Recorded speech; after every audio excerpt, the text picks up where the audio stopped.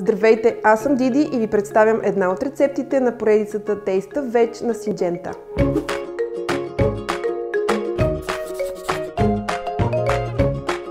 Сега ще ви покажа една здравословна рецепта за смути.